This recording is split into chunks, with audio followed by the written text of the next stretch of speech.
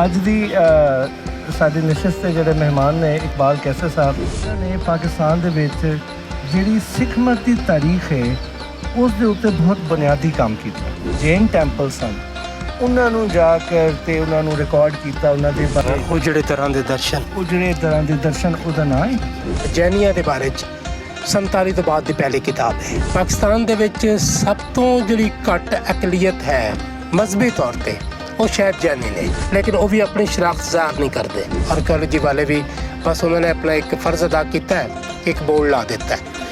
महाबली वो टैक्सला का पहला राजा होया। जी अज ਦੀ ਸਾਡੀ ਨਿਸ਼ਸਤ ਦੇ ਜਿਹੜੇ ਮਹਿਮਾਨ ਨੇ ਇਕਬਾਲ ਕੈਸਰ ਸਾਹਿਬ, ਮੈਂ ਇਹਨਾਂ ਦਾ ਮਸ਼ਕੂਰ ਹਾਂ ਕਿ ਇਹ ਲਾਹੌਰ ਤੋਂ ਸਪੈਸ਼ਲੀ ਇਸ ਕੰਮ ਵਾਸਤੇ ਤਸ਼ਰੀਫ ਲਾਏ ਨੇ ਤੇ ਅੱਜ ਪਹੁੰਚੇ ਨੇ ਦੁਪਹਿਰ ਨੂੰ ਔਰ ਕੱਲ ਇਹਨਾਂ ਦੀ ਰਵਾਨਗੀ ਹੈ।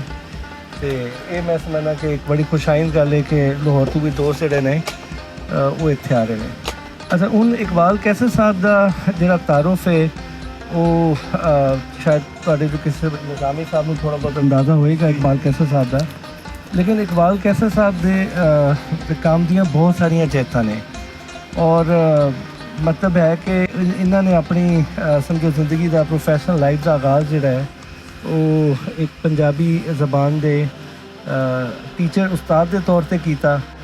शायर भी पंजाबी ज़बान के बहुत अच्छे ने और इन्हों दे किताबां भी शायरी दियाँ आ चुकी हैं। अच्छा, इस दे नाल फिर इन्हों का एक और जो मेजर मैं समझना जो नैशनल इंटरनैशनल लैवल पर जो इन्हों का कॉन्ट्रीब्यूशन है वो इन्हों का है कि इन्होंने पाकिस्तान दे विच जिहड़ी सिख मत की तारीख है उस दे उत्ते बहुत बुनियादी काम किया। अच्छा, बुनियादी काम इस तरह कि तुहानूं सब नूं पता है कि सिखां दे मुकद्दस मकामात इत्थे है ने, बेशुमार गुरुद्वारे मौजूद ने इत्थे, लेकिन वो पाकिस्तान के किस हिस्से कितने गुरुद्वारे ने, किस हालात ने, इन्होंने पूरे पाकिस्तान के अंदर गुरुद्वारियां दा सर्वे किया, उहदियां जाके ऑन द ग्राउंड इन्होंने उहदियां तस्वीरां उतारियां, उन्हां दे बारे कवायफ इकट्ठे किए, इन्हां दा मलकीती रकबा की है, जगह कितनी है, अलाहा हो क्या वो तमाम समझो मालूमात कि जिहड़ी हले तिकर ये लोगों की यादाश्त थी या सरकारी रिकॉर्ड थी, लेकिन किसी तरह पब्लिश्ड अकाउंट उसका अवेलेबल नहीं थी। तो उन्हां दी वो जिहड़ी अचीवमेंट है जिहड़ी हिस्टोरिकल सिख श्राइन्स इन पाकिस्तान, वो एक बहुत लैंडमार्क पब्लिकेशन है जिहड़ी मेरा ख्याल है हले तिकर कई हज़ार किताबां उहदे एडिशन छप चुके हैं। और सिख यहाँ तक है कि जिहड़ा करतारपुरा दी जदों डिप्लोमेसी स्टेट नूं ख्याल आया कि जी इस काम दे विच भी पाना चाहिए है, तो हुण भी पिछले दिनों भी जदों चीफ मिनिस्टर कोई आए सन इंडिया तो पंजाब दे, तो उन्होंने साडे चीफ मिनिस्टर ने जिहड़ी किताब पेश की वो इकबाल कैसर साहब की सी। ठीक है, तो अच्छा हुण कहने का मकसद है कि ये इन्हां दा हमेशा तो मिजाज इस तरह रहा है कि इन्होंने बिल्कुल खामोशी के नाल एक जिन्हें 1% ब्रिगेड के तौर पर इन्होंने काम किया। फिर इन्होंने एक बहुत बड़ा ये काम किया कि एक जिमें ऐसी एक छोटा सा पौधा लगा रहे हैं, इन्हों का तो माशाल्लाह तनावर दरख्त बन चुका है। इन्हें कसूर तो इन्हों का ताल्लुक है, तो इन्होंने कसूर उत्थे लुधियाने गालबन पिंड जरा है उत्थे इन्होंने एक रिसर्च सेंटर बनाया जिसका नाम इन्होंने खोजगढ़ रखा, पंजाबी खोजगढ़। अच्छा, ये उस वक्त इन्होंने इस काम की बुनियाद सिखां की सिख मत की तारीख की बुनियाद इन्होंने उस वक्त रखी कि जदों साडी जिहड़ी स्टेट एस्टैबलिशमेंट है वो बहरहाल सिखां दे बारे किसी किस्म की तहकीक और तरवीज के बारे वो कोई ज़्यादा वो नहीं सी, कह लो कि ज़्यादा वो कायल नहीं सन। जिवें तुसीं देख लो वक्त बदलिया तो एकदम सिख डिप्लोमेसी जी है वो आसमान पर चली गई। इस दे नाल उन्हें रीसेंटली वो एडिशन की कि इन्होंने एक उत्थे जिहड़े पंजाबी फिल्मां दे poster 1920s to till recent decades तक जिहड़े पंजाबी फिल्मां दे पोस्टर वो इकट्ठे किए और उन्हें ओदी एक कह लो कि एक गैलरी बनाई उत्थे और उसकी एग्जीबिशन भी करते रहते हैं। तो यानी बेसिकली कहने का मकसद है कि जिहड़े एज ए मौरख मैं एज ए हिस्टोरियन ये समझना कि पाकिस्तान ने जिस चीज़ की कमी है वो है कि जिहड़े साडे तारीख के माखज़ ने वो महफूज नहीं।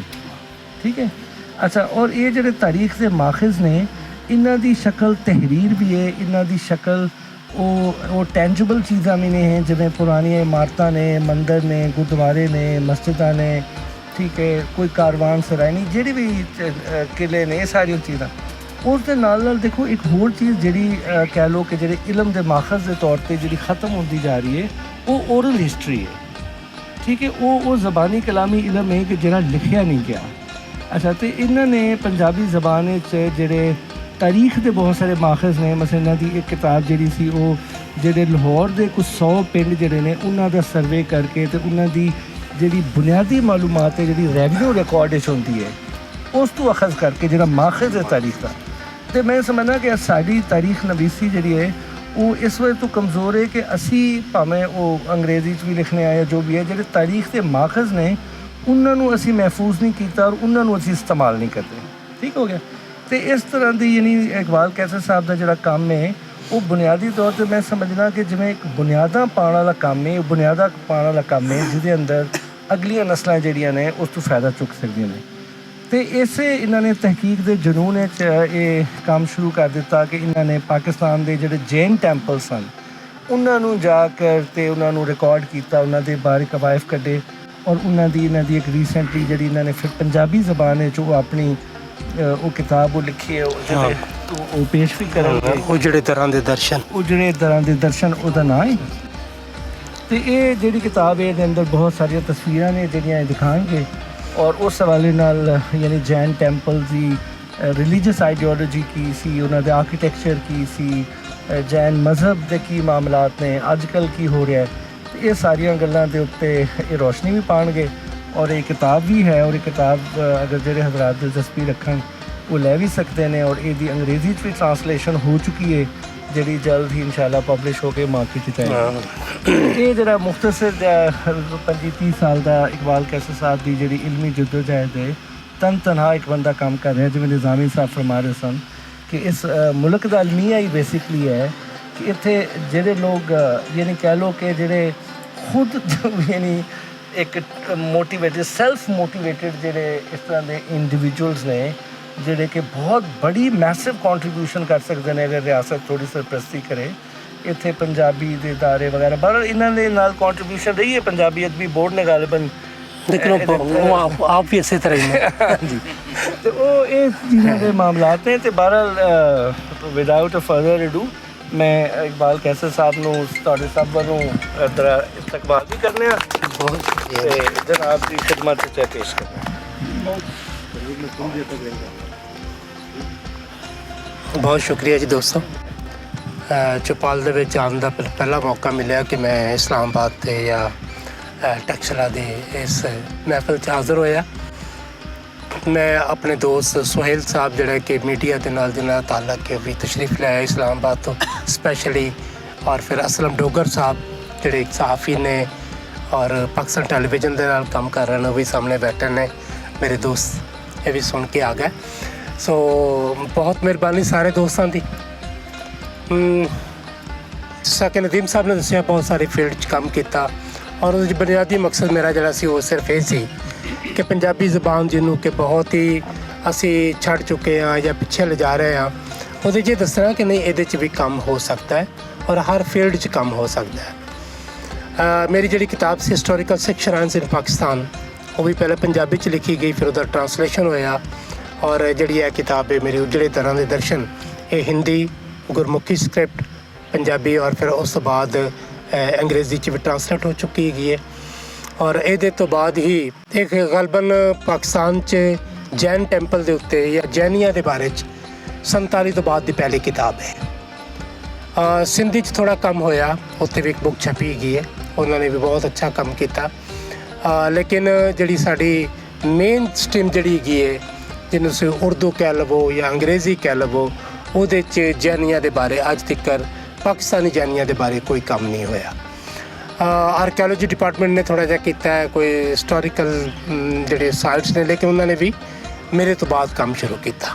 ਖੈਰ ਬਹਰਹਾਲ ਇਹ ਇੱਕ ਕ੍ਰੈਡਿਟ ਲੈਣ ਦੀ ਗੱਲ ਨਹੀਂ ਹੈਗੀ, ਲੇਕਿਨ ਇੱਕ ਤਾਰੀਖੀ ਫੈਕਟ ਨੇ ਜਿਹੜੇ ਮੈਂ ਦੱਸਣਾ ਚਾਹ ਰਿਹਾ ਸੀ।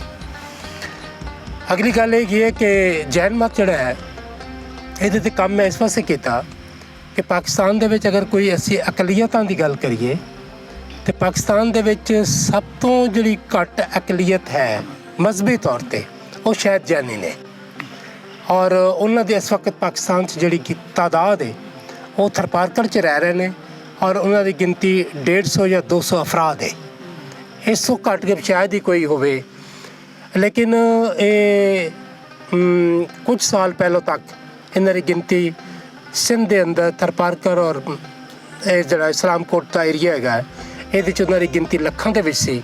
ਲੇਕਿਨ ਉਹ ਇੱਥੋਂ ਮੂਵ ਕਰ ਗਏ ਜਦੋਂ ਇਹ ਸਾਰਾ ਅਫਗਾਨਿਸਤਾਨ ਦਾ ਮਸਲਾ ਹੋਇਆ ਔਰ ਬਾਕੀ ਸਾਰਾ ਜੋ ਸੂਰਤ ਹਾਲ ਬਣੀ, ਉਹ ਸਾਰੇ ਲੋਕ ਇੱਥੋਂ ਮੂਵ ਕਰ ਗਏ। ਔਰ ਹੁਣ ਇਸ ਵਕਤ 100-150 ਲੋਕ ਨੇ, ਲੇਕਿਨ ਉਹ ਵੀ ਆਪਣੀ ਸ਼ਨਾਖਤ ਜ਼ਾਹਰ ਨਹੀਂ ਕਰਦੇ। ਉਹ ਆਪਣੇ ਆਪ ਨੂੰ ਹਿੰਦੂ ਕਹਿੰਦੇ ਨੇ। ਅਗਰ ਕਦੇ ਤੁਸੀਂ ਥਰਪਾਰਕਰ ਜਾਓ ਔਰ ਦੇਖੋ ਕਿ ਜਿਸ ਬੰਦੇ ਦੇ ਹੱਥ 'ਚ ਲਾਠੀ ਹੈ ਔਰ ਪੈਰ ਤੋਂ ਨੰਗਾ ਹੈ, ਇਸ ਦਾ ਮਤਲਬ ਇਹ ਜੈਨੀ ਹੈ। ਔਰ ਲੇਕਿਨ ਉਹ ਆਪਣੇ ਆਪ ਨੂੰ ਹਿੰਦੂ ਕਹਿਣਗੇ। ਉਹਨਾਂ ਦੇ ਬਹੁਤ ਅੱਛੇ ਖੂਬਸੂਰਤ ਔਰ ਬਹੁਤ ਹੀ ਤਾਰੀਖੀ ਮੰਦਰ ਮੌਜੂਦ ਨੇ ਔਰ ਬਹੁਤ ਹੀ ਖੂਬਸੂਰਤ ਨੇ ਆਪਣੇ ਆਰਕੀਟੈਕਟ ਦੇ ਹਵਾਲੇ ਨਾਲ। ਔਰ ਉਹ ਹੁਣ ਤੇ ਉਜਾੜ ਪਏ ਨੇ ਔਰ ਡਿੱਗਦੇ ਪਏ ਨੇ, ਢਹਿ ਰਹੇ ਨੇ। ਔਰ ਉਹਨੂੰ ਆਰਕੀਓਲੋਜੀ ਵਾਲੇ ਵੀ ਬਸ ਉਹਨਾਂ ਨੇ ਆਪਣਾ ਇੱਕ ਫਰਜ਼ ਅਦਾ ਕੀਤਾ ਹੈ ਕਿ ਇੱਕ ਬੋਰਡ ਲਾ ਦਿੱਤਾ ਹੈ। ਇਸ ਤੋਂ ਪਹਿਲੇ ਕਿ ਅਸੀਂ ਇਹ ਸਾਰੀਆਂ ਚੀਜ਼ਾਂ ਦੇ ਉੱਤੇ ਜਿਹੜਾ ਹੈ ਗੱਲ ਕਰੀਏ, ਮੈਂ ਇਹ ਗੱਲ ਕਰਨੀ ਚਾਹਾਂਗਾ ਕਿ ਇਹ ਜਿਹੜਾ ਸਾਰਾ ਸਿਲਸਿਲਾ ਹੈ ਇਹਦੇ ਵਿੱਚ ਜੈਨੀ ਜਿਹੜੇ ਨੇ, ਜੈਨੀਆਂ ਦੇ ਕੁਝ ਥੋੜ੍ਹਾ ਜਿਹਾ ਬਸ ਵੀ ਅਕਾਇਦ ਦੇ ਬਾਰੇ 'ਚ ਅਗਰ ਗੱਲ ਹੋ ਜਾਵੇ ਤਾਂ ਦੋਸਤਾਂ ਨੂੰ ਪਤਾ ਚੱਲ ਜਾਏਗਾ।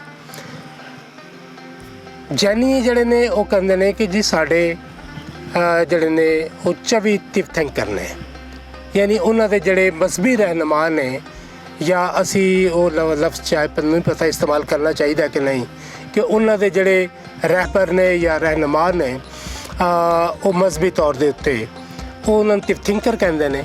ਜਿਸ ਤਰ੍ਹਾਂ ਅਸੀਂ ਆਪਣੇ ਰਹਿਨੁਮਾਵਾਂ ਦੇ ਬਾਰੇ ਪੈਗੰਬਰ ਦਾ ਲਫ਼ਜ਼ ਇਸਤੇਮਾਲ ਕਰਨੇ ਆ, ਇਸੇ ਤਰ੍ਹਾਂ ਉਹ ਤੀਰਥੰਕਰ ਕਹਿੰਦੇ ਨੇ। ਔਰ ਸ਼ਾਇਦ ਅੰਗਰੇਜ਼ੀ ਦਾ ਲਫ਼ਜ਼ ਥਿੰਕਰ ਵੀ ਇੱਥੋਂ ਹੀ ਨਿਕਲਿਆ ਹੋਵੇ, ਇਹ ਮੈਨੂੰ ਪਤਾ ਨਹੀਂ ਹੈਗਾ, ਲੇਕਿਨ ਕੁਝ ਮਿਲਦਾ ਜੁਲਦਾ ਹੈ। ਇਹ 24 ਨੇ ਔਰ ਇਹ ਕਹਿੰਦੇ ਨੇ ਕਿ ਜੀ ਪਹਿਲਾ ਜਿਹੜਾ ਰਿਸ਼ਭਦੇਵ ਸਾਡਾ ਪਹਿਲਾ ਹੈ ਜਿਹਨੇ ਦੁਨੀਆ ਨੂੰ ਜਿਹੜੀ ਜ਼ਰਾਤ ਸਿਖਾਈ ਜਾਂ ਜ਼ਰਾਤ ਦੇ ਵਿੱਚ ਉਸ ਬੰਦੇ ਨੇ ਕੰਮ ਕੀਤਾ। ਔਰ ਉਹਦਾ ਜਿਹੜਾ ਬੇਟਾ ਸੀ ਮਹਾਬਲੀ, ਉਹ ਟੈਕਸਲਾ ਦਾ ਪਹਿਲਾ ਰਾਜਾ ਹੋਇਆ ਜਾਂ ਉਹਦੇ ਜ਼ਮਾਨੇ 'ਚ ਟੈਕਸਲਾ ਆਬਾਦ ਹੋਇਆ। ਇਹ ਉਹਨਾਂ ਦੇ ਦਾਅਵੇ ਹੈਗੇ ਨੇ ਜਿਹੜੇ ਮੇਰੀ ਬੇਸ਼ੁਮਾਰ ਕਿਤਾਬਾਂ 'ਚ ਸਾਨੂੰ ਮਿਲਦੇ ਨੇ। ਅੱਛਾ, ਜੈਨੀਆਂ ਦਾ ਜਿਹੜਾ ਆਖਰੀ ਜਿਹੜਾ ਉਹਨਾਂ ਦਾ ਰਹਿਨੁਮਾ ਹੈ ਉਹਨੂੰ ਕਹਿੰਦੇ ਨੇ ਮਹਾਵੀਰਾ ਜੀ ਮਹਾਰਾਜ ਜਿਹੜੇ ਨੇ ਉਹਨਾਂ ਦਾ ਵਕਤ ਜਿਹੜਾ ਹੈ ਉਹ ਮਹਾਤਮਾ ਬੁੱਧ ਦਾ ਬਿਲਕੁਲ ਉਹ ਇੱਕੋ ਟਾਈਮ ਦੇ ਦੋਨੋਂ ਸ਼ਖਸੀਅਤ ਹੈ ਔਰ ਦੋਨਾਂ ਦਾ ਇੱਕੋ ਜਿਹੇ ਅਕਾਇਦ ਨੇ ਕਰੀਬ। ਇਹਦੇ 'ਚ ਇੱਕ ਚੀਜ਼ ਹੋਰ ਵੀ ਹੈ ਕਿ ਮਹਾਵੀਰਾ ਨੇ ਆਪਣੇ ਜਿਸਮ ਦੇ ਉੱਤੇ ਕਦੇ ਕੋਈ ਕੱਪੜਾ ਨਹੀਂ ਪਾਇਆ। ਉਹਨਾਂ ਦਾ ਇਹ ਫਿਲਾਸਫੀ ਸੀ, ਉਹਨਾਂ ਦਾ ਇਹ ਕਹਿਣਾ ਸੀ ਕਿ ਇਨਸਾਨ ਦਾ ਫਿਤਰਤ ਨਾਲੋਂ ਟੁੱਟਣ ਦਾ ਜਿਹੜਾ ਪਹਿਲਾ ਤਾਲੁਕ ਹੈ ਉਹ ਜਿਸਮ ਨੂੰ ਢੱਕਣਾ ਹੈ।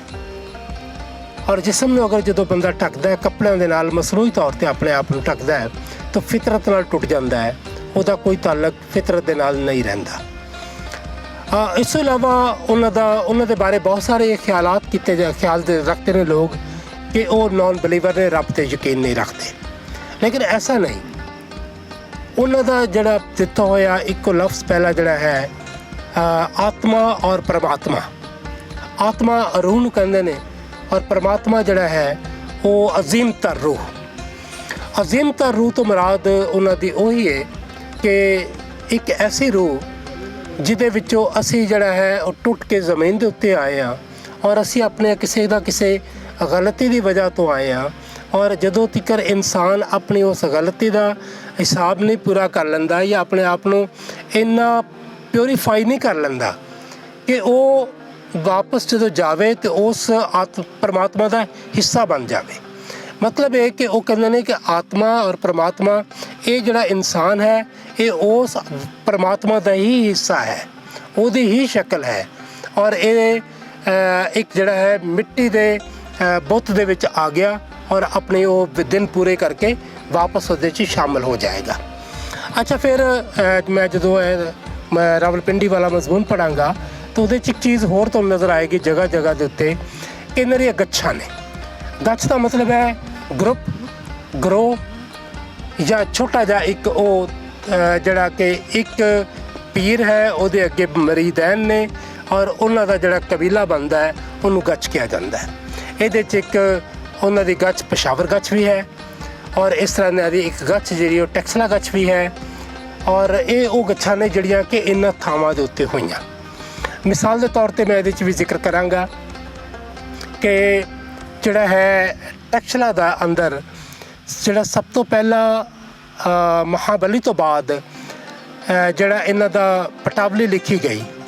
ਪਟਾਵਲੀ ਇੱਕ ਖਾਸ ਲਫ਼ਜ਼ ਹੈ ਔਰ ਇਹਦਾ ਮਤਲਬ ਹੈ ਕਿ ਇਹ ਡਾਇਰੀ, ਜਿਹੜੇ ਇਹਨਾਂ ਦੇ ਮੌਤ ਨੇ ਉਹ ਚੱਲਦੇ ਨੇ ਜਿੱਥੇ ਉਹ ਨਾਲ ਨਾਲ ਆਪਣੀ ਡਾਇਰੀ ਲਿਖਦੇ ਨੇ ਔਰ ਉਸ ਡਾਇਰੀ 'ਚ ਵਾਜ਼ਾ ਕਰਦੇ ਨੇ ਕਿ ਅਸੀਂ ਫਲਾਂ ਜਗ੍ਹਾ 'ਤੇ ਗਏ, ਉੱਥੇ ਮਜ਼ਹਬੀ ਕੰਮ ਅਸੀਂ ਇਹ ਕੀਤਾ, ਉੱਥੇ ਇਸ ਤਰ੍ਹਾਂ ਦੇ ਲੋਕ ਸਨ, ਇਹ ਬਿਲਡਿੰਗਾਂ ਸਨ।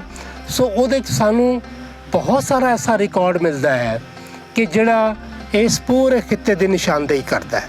ਮਿਸਾਲ ਦੇ ਤੌਰ 'ਤੇ ਮੈਨੂੰ ਇਹਦੇ 'ਚ ਜੋ ਚੀਜ਼ਾਂ ਸਾਹਮਣੇ ਆਈਆਂ, ਮੈਂ ਬਹੁਤ ਸਾਰੀਆਂ ਪਟਾਵਲੀਆਂ ਨਹੀਂ ਪੜ੍ਹ ਸਕਿਆ, ਸਾਡੇ ਕੋਲ ਤਾਂ ਇੱਥੇ ਪਾਕਿਸਤਾਨ 'ਚ ਹੈ ਹੀ ਨਹੀਂ, ਲੇਕਿਨ ਜੋ ਕੁਝ ਕਿਤਾਬਾਂ ਦੇ ਵਿੱਚ ਕੋਟ ਕੀਤੀਆਂ ਗਈਆਂ ਮੈਂ ਸਿਰਫ ਉਹਨਾਂ ਤੋਂ ਇਸਤਫਾਦਾ ਕੀਤਾ ਹੈ। ਅਤੇ ਉਹਦੇ 'ਚ ਇੱਕ ਗੱਲ ਇਹ ਸੀ ਕਿ 2 ਥਾਵਾਂ ਦਾ ਬਹੁਤ ਜ਼ਿਆਦਾ ਜ਼ਿਕਰ ਆਉਂਦਾ ਉਹਦੇ ਵਿੱਚ, ਔਰ ਉਹ 2 ਥਾਵਾਂ ਕਿਹੜੀਆਂ ਨੇ? ਉਹ ਮਹਾਵੀਰਾ ਦੇ ਹਵਾਲੇ ਨਾਲ ਨੇ ਕਿ ਮਹਾਵੀਰਾ ਉਜੈਨ ਤੋਂ ਚੱਲਦੇ ਹੋਏ ਕਿਹੜੇ ਹਿੰਦੁਸਤਾਨ ਦੇ ਸ਼ਹਿਰਾਂ ਦਾ ਉਹਨਾਂ ਨੇ ਵਿਜ਼ਿਟ ਕੀਤਾ ਔਰ ਉਹ ਕਿੱਥੇ ਗਏ। ਉਹਨਾਂ 'ਚੋਂ ਪਾਕਿਸਤਾਨ ਦੇ ਹਿੱਸੇ ਜਿਹੜੇ ਸ਼ਹਿਰ ਆਏ ਨੇ ਉਹਨਾਂ 2 ਸ਼ਹਿਰਾਂ ਦਾ ਬਹੁਤ ਅਹਿਮ ਜ਼ਿਕਰ ਹੈ। ਉਹਦੇ ਵਿੱਚ ਮਹਾਵੀਰਾ ਦੇ ਹਵਾਲੇ ਨਾਲ ਇੱਕ ਸਿਆਲਕੋਟ ਹੈ ਔਰ ਦੂਸਰਾ ਜਿਹੜਾ ਉਹ ਭੇਰਾ ਹੈ। ਭੇਰਾ ਔਰ ਸਿਆਲਕੋਟ ਦਾ ਬਹੁਤ ਜ਼ਿਆਦਾ ਜ਼ਿਕਰ ਹੈ ਕਿ ਮਹਾਵੀਰਾ ਖੁਦ ਇੱਥੇ ਚੱਲ ਕੇ ਆਏ। ਉਸ ਤੋਂ ਬਾਅਦ ਉਹਨਾਂ ਦੇ ਗੱਦੀ ਦੇ ਉੱਤੇ ਬੈਠਣ ਵਾਲੇ ਜਿਹੜੇ 5ਵੇਂ ਜਿਹੜੇ ਉਹਨਾਂ ਦੇ ਗੱਦੀ ਨਸ਼ੀਨ ਸਨ ਉਹ ਟੈਕਸਲਾ ਦੇ ਵਿੱਚ ਆਏ ਔਰ ਟੈਕਸਲਾ ਦੇ ਵਿੱਚ ਆ ਕੇ ਉਹਨਾਂ ਨੇ ਇੱਥੇ ਤਬਲੀਗ ਕੀਤੀ ਜਾਂ ਜੋ ਵੀ ਉਹਨਾਂ ਦਾ ਮਜ਼ਹਬੀ ਉਹਨਾਂ ਦੇ, ਔਰ ਉਹਦੇ ਬਾਰੇ ਕਿਹਾ ਜਾਂਦਾ ਹੈ ਕਿ ਇਸ ਤੋਂ ਤਕਰੀਬਨ ਕੋਈ 35 ਕਿਲੋਮੀਟਰ ਬਾਹਰ ਇੱਕ ਉਹਨਾਂ ਨੇ ਸ਼ਹਿਰ ਆਬਾਦ ਕੀਤਾ ਜਿਹਦਾ ਨਾਂ ਉੱਚਾ ਨਗਰੀ ਸੀ ਜਾਂ ਉੱਚਾ ਨਗਰੀ। ਔਰ ਇਹਦੀ ਤਸਦੀਕ ਸਾਨੂੰ ਜਾ ਕੇ ਉਸ ਵੇਲੇ ਹੁੰਦੀ ਹੈ ਜਦੋਂ ਅਲ-ਬੈਰੂਨੀ ਆਪਣੀ ਕਿਤਾਬੁਲ ਹਿੰਦ ਦੇ ਅੰਦਰ ਲਿਖਦੇ ਨੇ ਕਿ ਜਿਹੜਾ ਹੁੰਡ ਵਾਲਾ ਸ਼ਹਿਰ ਲਾਹੌਰ ਹੈ, ਮੈਂ ਇੱਥੋਂ ਚੱਲ ਕੇ ਤੋਂ 1 ਦਿਨ ਦੇ ਵਿੱਚ ਉੱਚ ਪਹੁੰਚ ਗਿਆ। ਹੁਣ ਬਹੁਤ ਸਾਰੇ ਤਾਰੀਖਦਾਨ ਇਹਦੇ 'ਤੇ ਭੁਲੇਖਾ ਖਾ ਜਾਂਦੇ ਨੇ ਕਿ ਮੁਲਤਾਨ ਵਾਲਾ ਉੱਚ ਹੈ ਔਰ 1 ਦਿਨ 'ਚ ਬੰਦਾ ਕਿਸ ਤਰ੍ਹਾਂ ਉੱਥੇ ਪਹੁੰਚ ਗਿਆ, ਕਿ ਇਹ ਉਹਦੀ ਗੱਪ ਹੈ ਜਾਂ ਉਹਦਾ ਇਹ ਕੋਈ ਹੋਰ ਸ਼ਹਿਰ ਸੀ। ਸੋ ਜਦੋਂ ਮੈਂ ਪਟਾਵਲੀਆਂ ਦੇਖੀਆਂ ਤਾਂ ਮੈਂ ਹੈਰਾਨ ਰਹਿ ਗਿਆ ਕਿ ਉਹ ਉੱਚ ਜਿਹੜਾ ਹੈ ਉਹ ਕਟਾਸ ਰਾਜ ਤੋਂ ਲੈ ਕੇ ਟੈਕਸਲਾ ਤੱਕ ਦੇ ਅੰਦਰ ਦਾ ਜਿਹੜਾ ਏਰੀਆ ਹੈ, ਇਸ ਜਗ੍ਹਾ ਦੇ ਉੱਤੇ ਕੋਈ ਸ਼ਹਿਰ ਸੀ ਜਿਹਦੇ ਵਿੱਚ ਉਸ ਵਕਤ ਕੋਈ 900 ਦੇ ਕਰੀਬ ਜਿਹੜੇ ਨੇ ਉਹਨਾਂ ਦੇ ਟੈਂਪਲ ਸਨ ਔਰ ਉਹ ਉੱਚਾ ਨਗਰੀ ਸੀ। ਸੋ ਇਸ ਤਰ੍ਹਾਂ ਦੇ ਬਹੁਤ ਸਾਰੇ ਜਿਹੜੇ ਨੇ ਉਹ ਚੀਜ਼ਾਂ ਤੁਹਾਡੇ ਸਾਹਮਣੇ ਆਉਣਗੀਆਂ। ਫਿਰ ਇਹਨਾਂ ਦਾ ਜਿਹੜੇ ਬਲੀਫ ਦੇ ਵਿੱਚ ਇਹ ਹੈ ਕਿ ਇਹਨਾਂ ਦੇ 2 ਫਿਰਕੇ ਨੇ ਵੱਡੇ, ਇੱਕ ਡਿਗੰਬਰ ਔਰ ਇੱਕ ਸ਼ਤੰਬਰ। ਡਿਗੰਬਰ ਫਿਰਕਾ ਜਿਹੜਾ ਹੈ ਉਹ ਨੇ ਜਿਹੜੇ ਕਿ ਨੰਗੇ ਰਹਿੰਦੇ ਨੇ, ਉਹ ਕੱਪੜਾ ਨਹੀਂ ਪਾਉਂਦੇ ਹੈਗੇ, ਔਰ ਜਿਹੜੇ ਸ਼ਤੰਬਰ ਨੇ ਉਹਨਾਂ ਦਾ ਮਤਲਬ ਹੈ ਸਫੇਦ ਕੱਪੜੇ ਪਾਉਣ ਵਾਲੇ। ਉਹ ਸਫੇਦ ਕੱਪੜੇ ਪਾਉਂਦੇ ਨੇ, ਮੂੰਹ ਦੇ ਉੱਤੇ ਕੱਪੜਾ ਰੱਖਦੇ ਨੇ ਤਾਂ ਕਿ ਕੋਈ ਹਵਾ ਦੇ ਵਿੱਚ ਆਉਣ ਵਾਲਾ ਜਰਾਸੀਮ ਵੀ ਜਿਹੜਾ ਨਾ ਉਹਨਾਂ ਦੇ ਸਾਹ ਦੇ ਨਾਲ ਮਰ ਨਾ ਜਾਵੇ। ਐਸੀਆਂ ਚੀਜ਼ਾਂ ਦਾ ਇਸਤੇਮਾਲ ਨਹੀਂ ਕਰਦੇ ਆਪਣੇ ਖਾਣ ਦੇ ਵਿੱਚ ਜਿਹੜੀਆਂ ਚੀਜ਼ਾਂ ਜ਼ਮੀਨ ਦੇ ਅੰਦਰ ਪੈਦਾ ਹੁੰਦੀਆਂ ਨੇ, ਮਸਲਨ ਆਲੂ, ਮਿਸਾਲ ਤੌਰ 'ਤੇ ਪਿਆਜ਼, ਲਸਣ, ਮੂਲੀ, ਗਾਜਰ, ਐਸੀਆਂ ਚੀਜ਼ਾਂ ਜਿਹੜੀਆਂ ਕਿ ਜੜ ਦੇ ਤੌਰ 'ਤੇ ਇਸਤੇਮਾਲ ਹੋ ਰਹੀਆਂ ਨੇ ਉਹਨਾਂ ਦਾ ਇਸਤੇਮਾਲ ਉਹ ਨਹੀਂ ਕਰਦੇਗੇ। ਮਜ਼ਹਬੀ ਤੌਰ 'ਤੇ ਇਹ ਵੀ ਮਨਾ ਹੈ ਕਿ ਕਿਸੇ ਵੀ ਦਰਖਤ ਨਾਲ ਲੱਗਾ ਹੋਇਆ ਫਲ ਜਿਹੜਾ ਹੈ ਉਹ ਤੁਸੀਂ ਨਹੀਂ ਤੋੜ ਕੇ ਖਾਓਗੇ, ਬਲਕਿ ਉਹ ਫਲ ਜਿਹੜਾ ਪੱਕ ਕੇ ਥੱਲੇ ਜ਼ਮੀਨ 'ਤੇ ਡਿੱਗ ਪਵੇ ਉਹਦਾ ਇਸਤੇਮਾਲ ਕਰੋ। ਸੋ ਇਹ ਬਹੁਤ ਸਾਰੀਆਂ ਜਿਹੜੀਆਂ ਨੇ ਉਹਨਾਂ ਦੀਆਂ। ਫਿਰ ਇਸ ਤਰ੍ਹਾਂ ਵੀ ਹੈ ਕਿ ਇਹਨਾਂ ਦੇ ਜਿਹੜੇ ਆਚਾਰੀਆ ਨੇ, ਆਚਾਰੀਆ ਉਹਨਾਂ ਦਾ ਇੱਕ ਬਹੁਤ ਵੱਡੀ ਪਦਵੀ ਹੈ, ਬਹੁਤ ਵੱਡਾ ਉਹਨਾਂ ਦਾ ਅਹੁਦਾ ਹੈ। ਜਿਵੇਂ ਸਾਡੇ ਵਿੱਚ ਕੁਤਬ ਅਬਦਾਲ ਵਗੈਰਾ ਹੁੰਦੇ ਨੇ ਜਾਂ ਜਿਹੜੇ ਤੁਸੀਂ ਐਸਾ ਸਮਝ ਲਵੋ ਕਿ ਜਿਸ ਤਰ੍ਹਾਂ ਕ੍ਰਿਸਚਨ ਦੇ ਅੰਦਰ ਜਿਹੜੇ ਪੌਪ ਨੇ ਉਹ ਉਹਨਾਂ ਦੇ ਦਰਜੇ 'ਤੇ ਤਕਰੀਬਨ ਫਾਇਜ਼ ਹੁੰਦੇ ਨੇ। ਔਰ ਪਾਕਿਸਤਾਨ ਦੇ ਅੰਦਰ ਸਭ ਤੋਂ ਜਿਹੜਾ ਵੱਡਾ ਮਰਕਜ਼ ਜਿਹੜਾ ਜਿਹਨੇ ਪੂਰੇ ਇਸ ਪਾਕਿਸਤਾਨ ਦੇ ਏਰੀਏ ਦੇ ਅੰਦਰ ਜੈਨ ਮਜ਼ਹਬ ਨੂੰ ਫੈਲਾਇਆ ਜਾਂ ਜੈਨ ਦੇ ਉੱਤੇ ਕੰਮ ਕੀਤਾ, ਉਹ ਸ਼੍ਰੀ ਆਤਮਾ ਰਾਮ ਜੀ ਨੇ, ਜਿਨ੍ਹਾਂ ਦੀ ਸਮਾਧੀ ਜਿਹੜੀ ਹੈ, ਇਹਨਾਂ ਦੀ ਡੈਥ ਜਿਹੜੀ ਹੈ ਉਹ ਗੁਜਰਾਂਵਾਲੇ ਵਿੱਚ ਹੋਈ।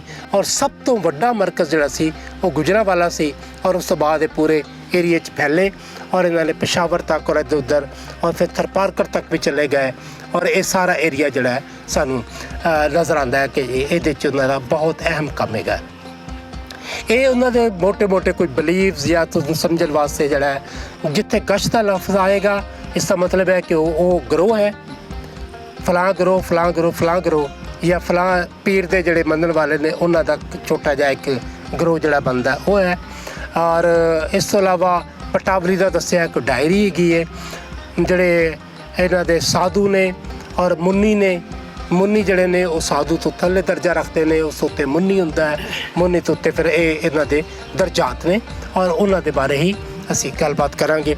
ਮੇਰਾ ਖਿਆਲ ਹੈ ਕਿ ਮੈਂ ਆਪਣੀ ਕਿਤਾਬ ਦੇ ਵਿੱਚੋਂ ਜਿਹੜਾ ਉਹ ਮਜ਼ਮੂਨ ਹੈ ਜਿਹੜਾ ਮੈਂ ਇਸ ਕਿਤਾਬ ਦਾ ਸਭ ਤੋਂ ਕਮਜ਼ੋਰ ਮਜ਼ਮੂਨ ਵੀ ਹੈ ਅਤੇ ਇਹ ਮੈਂ ਪਿੰਡੀ ਦੇ ਬਾਰੇ ਲਿਖਿਆ ਔਰ ਰਾਵਲਪਿੰਡੀ ਦੇ ਵਿੱਚ ਜਿਹੜਾ ਹੈ ਉਹਦੇ 'ਚ ਕਿਉਂਕਿ ਬਹੁਤ ਸਾਰੀਆਂ ਚੀਜ਼ਾਂ ਜਿਹੜੀਆਂ ਸੀ ਉਹ ਨਹੀਂ ਮਿਲੀਆਂ ਔਰ ਨਾ ਮਿਲ ਰਹੀਆਂ ਨੇ। ਇਹ ਜਿਹੜੀ ਸੜਕ ਨਿਕਲੀ ਹੈ ਇਹਦੇ ਤੋਂ ਬਾਹਰ ਜਿਹੜੀ ਡਬਲ ਸੜਕ ਕੀਤੀ ਇਹਨਾਂ ਨੇ ਇਹਦੇ ਵਾਲੀ ਆਪਣਾ ਕਿੰਨਾ ਹੈ ਭਾਵੜਾ ਬਾਜ਼ਾਰ ਦੇ ਨਾਲ ਜਿਹੜੀ ਮੇਨ ਸੜਕ ਜਿਹੜੀ ਹੈ ਉਹਨੂੰ ਜਦੋਂ ਡਬਲ ਕੀਤਾ ਤਾਂ ਉਸ ਵਕਤ ਇੱਥੇ ਜੈਨ ਲਾਇਬ੍ਰੇਰੀ ਸੀ ਇੱਕ ਔਰ ਬਹੁਤ ਵੱਡੀ ਲਾਇਬ੍ਰੇਰੀ ਸੀ,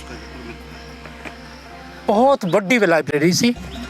ਉਸ ਲਾਇਬ੍ਰੇਰੀ ਨੂੰ 1947 ਦੇ ਵਿੱਚ ਤੇ ਕੁਝ ਨਹੀਂ ਹੋਇਆ, ਲੇਕਿਨ ਜਦੋਂ ਸੜਕ ਬਣੀ ਤਾਂ ਸਾਰੀ ਲਾਇਬ੍ਰੇਰੀ ਨੇ ਡਿਮੋਲਿਸ਼ ਕੀਤੀ, ਉਹਦੀਆਂ ਕਿਤਾਬਾਂ ਪਤਾ ਨਹੀਂ ਕਿੱਥੇ ਗਈਆਂ, ਕੀ ਹੋਇਆ ਉਹਦਾ ਅੱਜ ਤੱਕ ਸਾਨੂੰ ਕੁਝ ਪਤਾ ਨਹੀਂ। ਜਦੋਂ ਕਿ ਜੈਨੀਆਂ ਦੇ ਰਿਕਾਰਡ ਦੇ ਮੁਤਾਬਕ ਉਹਦੇ ਵਿੱਚ ਕੋਈ 1 ਲੱਖ ਤੋਂ 1.5 ਲੱਖ ਦੇ ਕਰੀਬ ਉਹਨਾਂ ਦੀਆਂ ਕਿਤਾਬਾਂ ਸਨ ਜਿਹੜੀਆਂ ਇਸ ਰਾਵਲਪਿੰਡੀ ਦੀ ਲਾਇਬ੍ਰੇਰੀ 'ਚ ਮੌਜੂਦ ਸਨ ਔਰ ਉਹ ਲਾਇਬ੍ਰੇਰੀ ਜਿਹੜੀ ਇਹਨਾਂ ਨੇ ਸਾਰੀ ਜ਼ਾਇਆ ਕਰ ਦਿੱਤੀ। ਉਹ ਸਾਰੀਆਂ ਕਿਉਂਕਿ ਉਹ ਹਿੰਦੀ ਔਰ ਦੂਸਰੀਆਂ ਜ਼ਬਾਨਾਂ ਦੇ ਵਿੱਚ ਸੀ, ਇਹਨਾਂ ਵਾਸਤੇ ਕਾਲਾ ਇਲਮ ਸੀ ਸ਼ਾਇਦ ਇਹਨਾਂ ਨੇ ਉਸ ਤਰ੍ਹਾਂ ਜਾਂ ਜੋ ਕੁਝ ਵੀ ਹੋਇਆ, ਲੇਕਿਨ ਅਫਸੋਸਨਾਕ ਵਾਕਿਆ ਹੈ। ਔਰ ਇਹਦੇ ਨਾਲ ਹੀ ਇਹਦੇ 'ਚ ਹੋਰ ਵੀ ਸਾਨੂੰ ਚੀਜ਼ਾਂ ਨਜ਼ਰ ਆਉਣਗੀਆਂ, ਅਸੀਂ ਬਾਅਦ 'ਚ ਸਵਾਲ ਜਵਾਬ 'ਚ ਵੀ ਉਹਦੇ 'ਚ ਮੇਰੇ ਇਸ ਆਰਟੀਕਲ ਦਾ ਨਾਂ ਹੈ ਐਵੇਂ ਕਿਸੇ ਨਾ ਆ ਸਮਝਾ ਦਿੱਤਾ ਰਾਵਲਪਿੰਡੀ। ਰਾਵਲਪਿੰਡੀ ਅੰਦਰ ਕਰਫਿਊ ਲੱਗਣ ਨੂੰ ਅੱਜ ਦੂਜਾ ਦਿਨ ਸੀ। ਮੈਂ ਆਪਣੇ ਪ੍ਰੋਗਰਾਮ ਮੁਜਬ ਹਰ ਸੂਰਤ ਇਸਲਾਮਾਬਾਦ ਜਾਣਾ ਚਾਹੁੰਦਾ ਸੀ, ਭਾਵੇਂ ਇਸ ਕਰਫਿਊ ਦਾ ਮੇਰੇ ਉੱਤੇ ਕੋਈ ਅਸਰ ਨਹੀਂ ਸੀ ਹੋਣਾ, ਫਿਰ ਵੀ ਇੱਕ ਖੌਫ ਤਾਂ ਸੀ। 16 ਨਵੰਬਰ 2013 ਦਾ ਦਿਨ ਬਹੁਤ ਹੀ ਭਿਆਨਕ ਦਿਨ। ਸਵੇਰੇ ਅਖਬਾਰ ਪੜ੍ਹਦਿਆਂ ਦਿਲ ਕੰਬ ਗਿਆ। ਇਸ ਭਿਆਨਕ ਵਾਕਿਏ ਨੂੰ ਵਾਪਰੇ ਅੱਜ ਤੀਜਾ ਦਿਨ ਸੀ।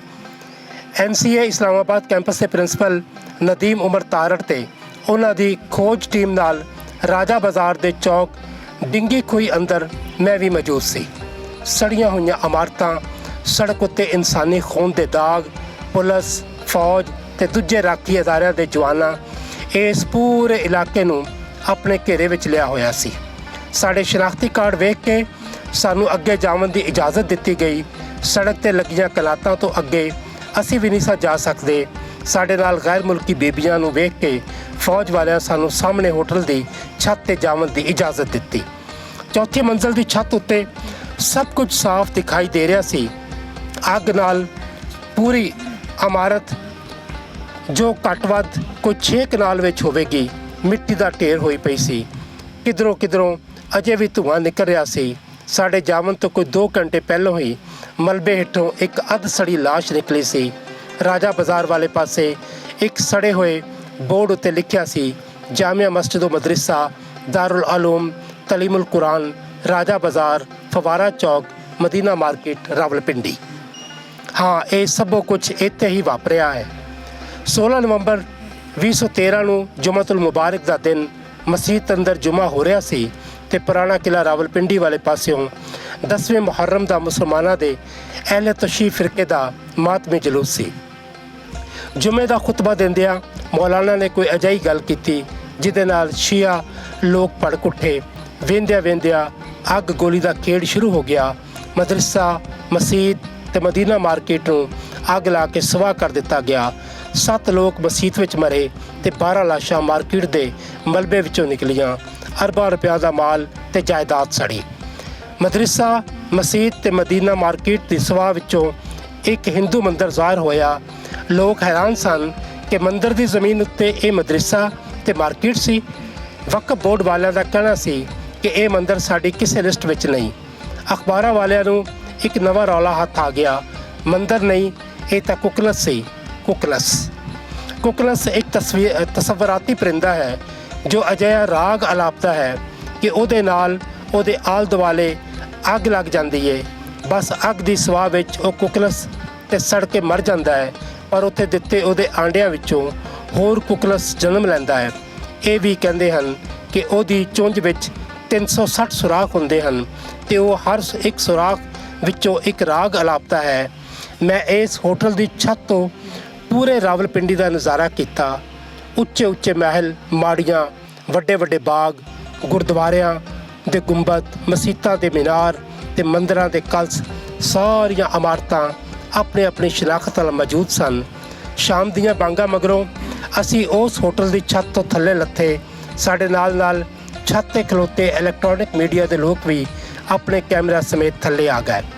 ਨਦੀਮ ਉਮਰ ਹੋਰਾਂ ਦੀ ਅਗਵਾਈ ਹੇਠ ਸਾਡਾ ਕਾਫਲਾ ਪੁਰਾਣੇ ਕਿਲੇ ਵਾਲੇ ਪਾਸੇ ਘਾਟੀ ਚੜ੍ਹਨ ਲੱਗਾ। ਇਹ ਹੈ ਪੁਰਾਣਾ ਰਾਵਲਪਿੰਡੀ। ਫਿਰ ਇੱਕ ਦੋ ਮੋੜ ਮੁੜਨ ਮਗਰੋਂ ਅਸੀਂ ਰਾਵਲਪਿੰਡੀ ਦੇ ਭਾਬੜਾ ਬਾਜ਼ਾਰ ਵਿੱਚ ਸਾਂ। ਹਰ ਪਾਸੇ ਰੌਣਕ, ਉੱਚੇ ਉੱਚੇ ਮਕਾਨ ਤੇ ਨਿੱਕੀਆਂ ਨਿੱਕੀਆਂ ਗਲੀਆਂ ਵਿੱਚ ਕਿਧਰੇ ਕਿਸੇ ਨਾ ਕਿਸੇ ਗਲੀ ਵਿੱਚ ਕੋਈ ਨਾ ਕੋਈ ਉਦਾਸ ਖਲੋਤਾ ਮੰਦਰ ਦਿਖਾਈ ਦਿੰਦਾ। ਇਹ ਸਾਰਾ ਹਿੰਦੂ ਮਹੱਲਾ ਹੈ, ਇਸ ਵਾਸਤੇ ਇਸ ਦੀ ਹਰ ਗਲੀ ਵਿੱਚ ਤੁਹਾਨੂੰ ਮੰਦਰ ਦਿਖਾਈ ਦੇ ਰਿਹਾ ਹੈ। ਸਾਡੀ ਟੀਮ ਦੇ ਕਿਸੇ ਮੈਂਬਰ ਗੱਲ ਕੀਤੀ। ਅਸੀਂ ਇਹਨਾਂ ਗਲੀਆਂ ਵਿੱਚੋਂ ਹੁੰਦੇ ਹੋਏ ਸਿੱਧੇ ਲਾਲ ਹਵੇਲੀ ਨੇੜੇ ਆਣ ਨਿਕਲੇ ਤੇ ਫਿਰ ਇੱਥੋਂ ਲਿਆਕਤ ਬਾਗ ਅੰਦਰ NCA ਦੇ ਦਫ਼ਤਰ ਪੜ ਗਏ। ਰਾਵਲਪਿੰਡੀ ਤੋਂ ਅੱਗੇ ਟੈਕਸਲਾ, ਉਸ ਤੋਂ ਅੱਗੇ ਪਸ਼ਾਵਰ, ਵਿਚਾਲੇ ਪੁਰਾਣਾ ਲਾਹੌਰ, ਜਿੱਥੋਂ ਦਾ ਜੰਮਪਲ ਪਾਨਣੀ ਹੋਇਆ, ਜਿਹਨੇ ਦੁਨੀਆ ਦੀ ਕਿਸੇ ਵੀ ਜ਼ਬਾਨ ਦੀ ਪਹਿਲੀ ਗ੍ਰਾਮਰ ਲਿਖੀ। ਫਿਰ ਬਹੁਤ ਚਿਰ ਮਗਰੋਂ ਇਸੇ ਹੀ ਧਰਤੀ ਦੇ ਜੰਮੇ ਜਾਏ ਹੁਕਮਰਾਨਾਂ ਨੇ ਲੁਕਾਈ ਦੀ ਬੋਲੀ ਨੂੰ ਰੱਦ ਦਿੱਤਾ। ਟੈਕਸਲਾ ਜਿਹਦੀ ਇੱਕ ਆਪਣੀ ਕਹਾਣੀ ਹੈ, ਇਹ ਉਹੀ ਟੈਕਸਲਾ ਹੈ ਜਿਹਦੇ ਬਾਰੇ ਜੈਨੀਆਂ ਦਾ ਕਹਿਣਾ ਹੈ ਕਿ ਉਹਨਾਂ ਦੇ ਪਹਿਲੇ ਤਿਰਥੰਕਰ ਭਗਵਾਨ ਰਿਸ਼ਭ ਦੇਵ ਦਾ ਪੁੱਤਰ ਬਾਹੂਬਲੀ ਟੈਕਸਲਾ ਦਾ ਪਹਿਲਾ ਰਾਜਾ ਹੋਇਆ। ਕਿਤਾਬਾਂ ਬੇਜਾਨ ਕਾਗਜ਼ਾਂ ਉੱਤੇ ਲਿਖੀਆਂ ਜਾਂਦੀਆਂ ਹਨ, ਉਹਨਾਂ ਦੀ ਸਿਆਹੀ ਵੀ ਬੇਜਾਨ ਹੀ ਹੁੰਦੀ ਹੈ ਤੇ ਕਲਮ ਵੀ। ਫਿਰ ਵੇਲਾ ਆਉਣ ਉੱਤੇ ਇਹੀ ਬੇਜਾਨ ਤੇ ਬੇਜ਼ਬਾਨ ਕਿਤਾਬਾਂ ਬੋਲ ਪੈਂਦੀਆਂ ਹਨ। ਚੋਖੀਆਂ ਗਵਾਹੀਆਂ ਦੇ ਕਟਹਿਰੇ ਵਿੱਚ ਜਾ ਖਲੋਂਦੀਆਂ ਹਨ। तो ਅਲ-ਬੈਰੂਨੀ ਆਪਣੀ ਕਿਤਾਬੁਲ ਹਿੰਦ ਦੇ ਅੰਦਰ ਲਾਹੌਰ ਬਾਰੇ ਲਿਖਦਿਆਂ ਕਿਸੇ ਉੱਚਾ ਨਗਰ ਦਾ ਜ਼ਿਕਰ ਕੀਤਾ ਹੈ। ਫਿਰ ਇਹ ਉੱਚਾ ਨਗਰ ਇੰਨਾ ਨੀਵਾਂ ਹੋਇਆ ਕਿ ਲੋਕਾਂ ਦੇ ਚੇਤੋਂ ਵਿਸਰ ਗਿਆ। ਖੋਜਕਾਰ ਭੁਲੇਖੇ ਖਾਵਣ ਲੱਗੇ, ਕਿਸੇ ਇਹਨੂੰ ਉੱਚ ਆਖਿਆ ਤੇ ਕਿਸੇ ਅਲ-ਬੈਰੂਨੀ ਦੀ ਗੱਪ ਆਖ ਦਿੱਤਾ। ਗਵਾਹੀ ਦਿੰਦੇ ਅਲ-ਬੈਰੂਨੀ ਦੀ ਕਿਤਾਬੁਲ ਹਿੰਦ ਆਪ ਮੁਲਜ਼ਮ ਬਣ ਖਲੋਤੀ। ਹੁਣ ਇਸ ਉੱਤੇ ਲੱਗੇ ਇਲਜ਼ਾਮ ਦਾ ਦਾਗ ਕੌਣ ਧੋਵੇ।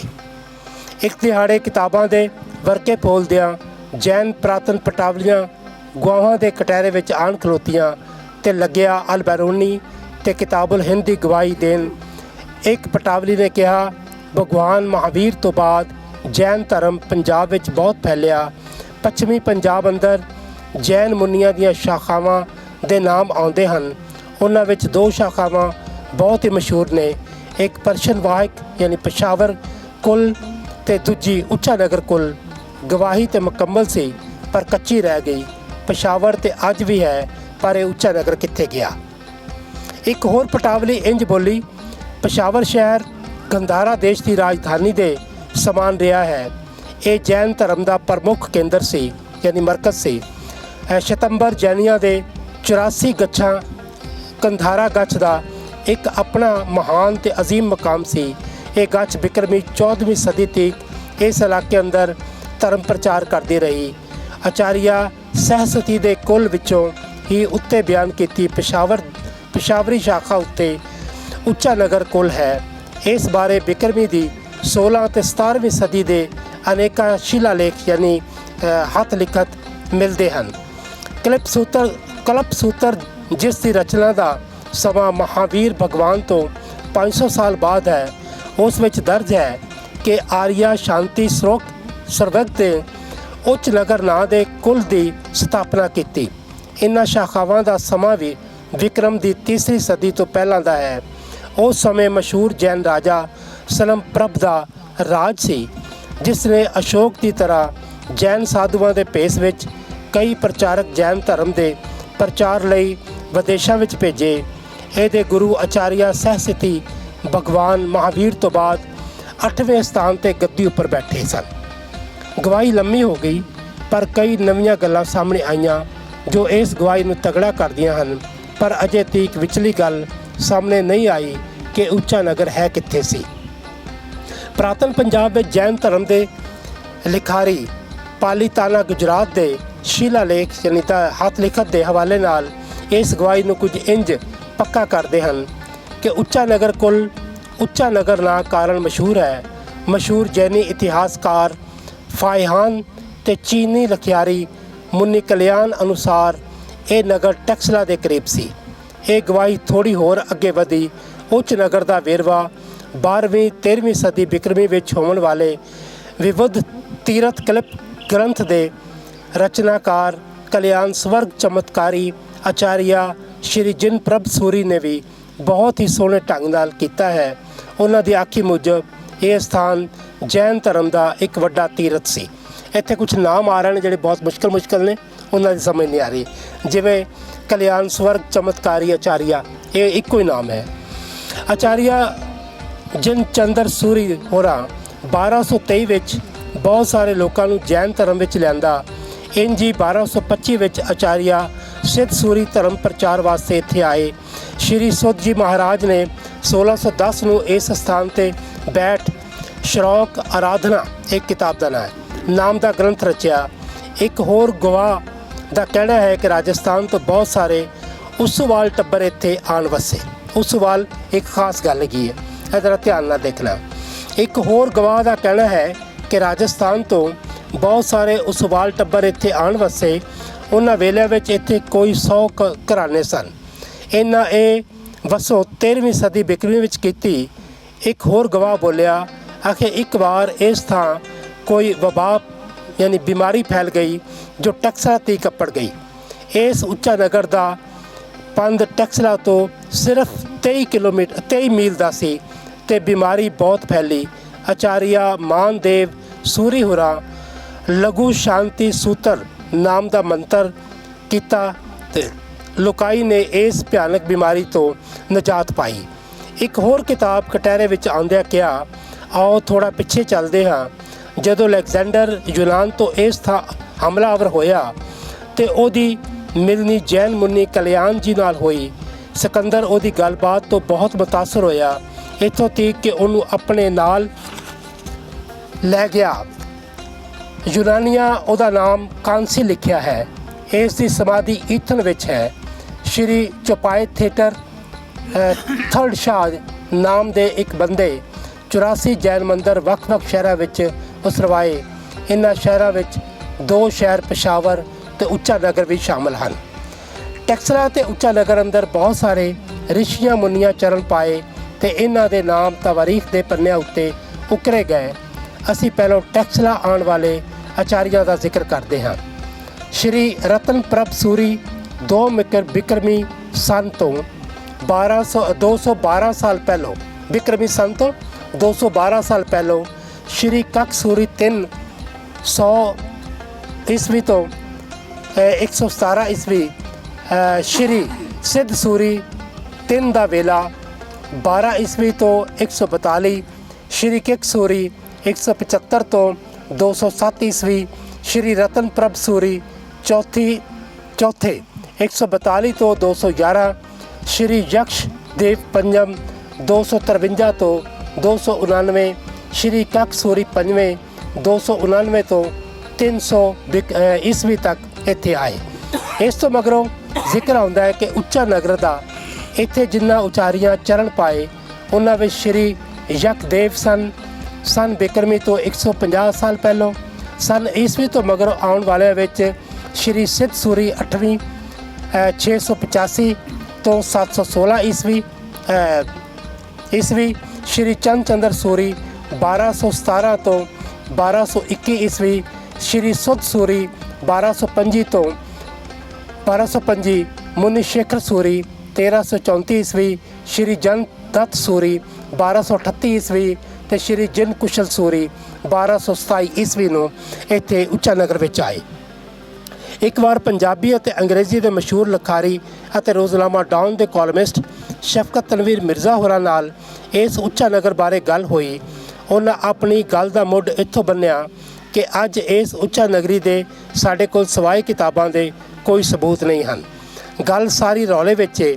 ਤੁਸੀਂ ਸਿਆਲਕੋਟ ਵਾਲੇ ਪੂਰਨ ਭਗਤ ਦੇ ਮਤਰੇਏ ਭਰਾ ਰਾਜਾ ਰਸਾਲੂ ਵਾਲਾ ਕਿੱਸਾ ਸੁਣਿਆ ਹੈ। ਉਹਨਾਂ ਸਵਾਲ ਕੀਤਾ ਤੇ ਸਿਗਰਟ ਦਾ ਕਸ਼ ਭਰਿਆ। ਰਾਵਲਪਿੰਡੀ ਨੇੜੇ ਇੱਕ ਸ਼ਹਿਰ ਹੁੰਦਾ ਸੀ ਮਨਕਿਆਲਾ, ਜਿੱਥੇ ਇੱਕ ਜ਼ਾਲਮ ਹੁਕਮਰਾਨ ਹਰ ਰੋਜ਼ ਇੱਕ ਇਨਸਾਨ ਨੂੰ ਖਾਂਦਾ ਸੀ। ਇਹ ਉਹੀ ਮਨਕਿਆਲਾ ਸ਼ਹਿਰ ਹੈ ਜਿੱਥੇ ਇੱਕ ਵਾਰ ਅਸ਼ੋਕ ਨੇ ਮਹਾਤਮਾ ਬੁੱਧ ਦੇ ਕਿਸੇ ਜਨਮ ਦਿਨ ਉੱਤੇ ਭੁੱਖੇ ਸ਼ੇਰ ਦੇ ਬੱਚੇ ਅੱਗੇ ਆਪਣਾ ਸਰੀਰ ਪੇਸ਼ ਕਰ ਦਿੱਤਾ ਸੀ। ਫਿਰ ਇਸ ਵਾक़ੇ ਦੀ ਯਾਦ ਵਿੱਚ ਉੱਥੇ ਇੱਕ ਸਟੂਪਾ ਉਸਾਰਿਆ ਗਿਆ। ਜਦੋਂ ਰਾਜਾ ਰਸਾਲੂ ਤਲਵਾਰ ਲੈ ਕੇ ਉਹ ਜ਼ਾਲਮ ਰਾਜੇ ਖਿਲਾਫ ਮਨਕੇਲੇ ਆਇਆ ਤੇ ਉੱਥੇ ਇੱਕ ਘਰ ਵਿੱਚ ਇੱਕ ਔਰਤ ਨੂੰ ਉਹਨੇ ਇੱਕ ਵੱਡੀ ਹਾਂਡੀ ਵਿੱਚ ਖਾਣਾ ਪਕਾਉਂਦਿਆਂ ਵੇਖਿਆ। ਉਹ ਮਾਈ ਰਾਜਾ ਰਸਾਲੂ ਨੂੰ ਵੇਖ ਕੇ ਪਹਿਲੋਂ ਹੱਸੀ ਤੇ ਫਿਰ ਰੋਈ। ਰਸਾਲੂ ਇਹ ਅਚਰਜ ਵਰਤਾਰਾ ਵੇਖ ਤੇ ਮਾਈ ਤੋਂ ਪੁੱਛਿਆ। ਉਸ ਕਿਹਾ ਕਿ ਅੱਜ ਮੇਰੇ ਪੁੱਤਰ ਦਾ ਵਿਆਹ ਹੈ ਤੇ ਅੱਜ ਰਾਤ ਹੀ ਉਹਨੇ ਬਾਦਸ਼ਾਹ ਦੇ ਦਰਬਾਰ ਪੇਸ਼ ਹੋਣਾ ਹੈ, ਜਿੱਥੇ ਉਹਨੂੰ ਖਾ ਲਿਆ ਜਾਵੇਗਾ।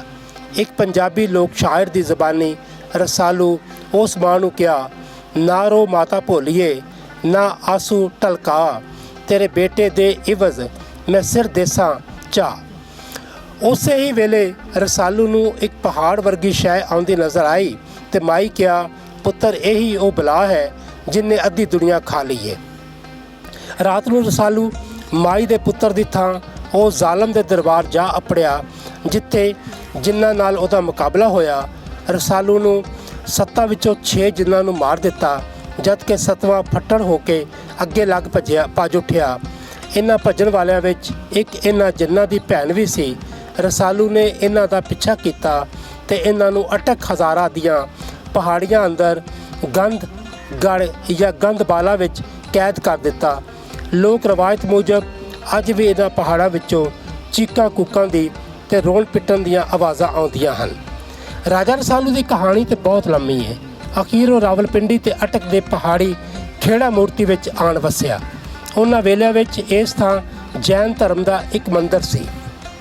ਇਹ ਉਹਨਾਂ ਵੇਲਿਆਂ ਦੀ ਗੱਲ ਹੈ ਜਦੋਂ ਇਸ ਪੂਰੇ ਇਲਾਕੇ ਉੱਤੇ ਬੁੱਧ ਮਤ ਦਾ ਰਾਜ ਸੀ।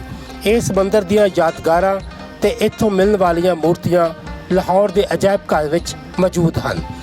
ਸ਼ਫਕਤ ਤਨਵੀਰ ਮਿਰਜ਼ਾ ਹੁਰਾਂ ਦੀ ਗੱਲ ਸੁਣ ਕੇ ਮੈਨੂੰ ਪੂਰਨ ਭਗਤ ਦੀ ਸੱਕੀ ਮਾਂ ਇਛਰਾਂ ਦਾ ਪੇਕਾ ਪਿੰਡ ਪਪਨਾਖਾ ਚੇਤੇ ਆਇਆ, ਜਿੱਥੇ ਅੱਜ ਵੀ ਜੈਨ ਮੰਦਿਰ ਪੂਰੇ ਪਿੰਡ ਦਿਆਂ ਘਰਾਂ ਨਾਲੋਂ ਉੱਚਾ ਖਲਾਏ।